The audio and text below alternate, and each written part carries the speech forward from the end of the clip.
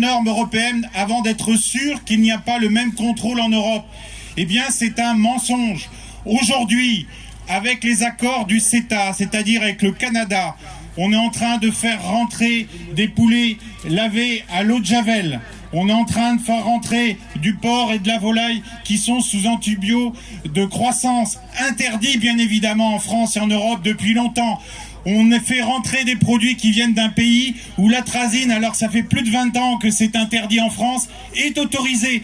Comment voulez-vous qu'il n'y ait pas de distorsion de concurrence en autorisant ça à l'intérieur de nos frontières ? Et comme si ça ne suffisait pas, ils sont en train de négocier cette fois-ci avec l'Amérique du Sud un accord qu'on appelle le Mercosur qui va encore en rajouter.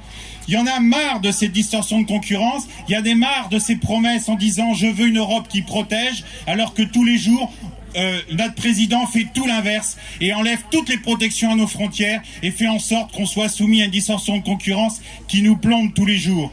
Vous avez, la semaine dernière, et je représente la région Centre-Val-de-Loire, vous savez, en région Centre-Val-de-Loire, oui, qui est nombreuse aussi, oui. Eh bien, on était à Tours, on a visité les centrales d'achat. Eh bien, vous savez ce qu'on a trouvé dans une Europe qui protège? On a trouvé du rôti de dinde. Origine, il y avait marqué dessus, Union européenne ou hors Union européenne. Le voilà qui arrive, la rôti de dinde. Voilà. Alors évidemment, congelé, voilà, il est au pied. Donc vous pouvez vérifier, si les journalistes vous voulez, vous pourrez vérifier les étiquettes. On a trouvé du veau de Nouvelle-Zélande, produit en août 2016. On a trouvé, alors qu'en région centre, on a des belles productions de fruits et de légumes, on a trouvé des asperges du Pérou, des haricots du Kenya, des oignons d'Égypte. Oui, c'est ça l'Europe qu'on protège? Non, ça suffit, on veut que ça arrête. On nous interdit de nombreuses pratiques agricoles en France et pendant ce temps-là, on autorise les producteurs étrangers à nourrir notre pays. Alors les amis, dans 2 jours, jeudi, les États généraux, eh bien, on a aujourd'hui très peur et c'est pour ça qu'on se mobilise, qu'il y ait une augmentation des taxes sur la redevance pollution diffuse.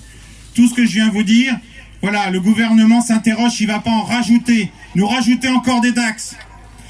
Il va aussi se poser des questions sur tous ces produits. Est-ce qu'il y a possibilité encore d'en interdire en France pendant qu'on les autorise ailleurs?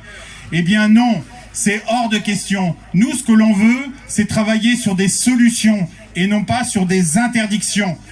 Il faut qu'on avance dans la recherche, dans l'innovation pour trouver des nouvelles pistes qui vont nous permettre d'être plus forts par rapport à la concurrence étrangère et c'est pas à coup de distorsion et d'interdiction qu'on pourra y arriver. Donc pour finir, Monsieur le Président de la République, vous avez entendu la voix des campagnes aujourd'hui.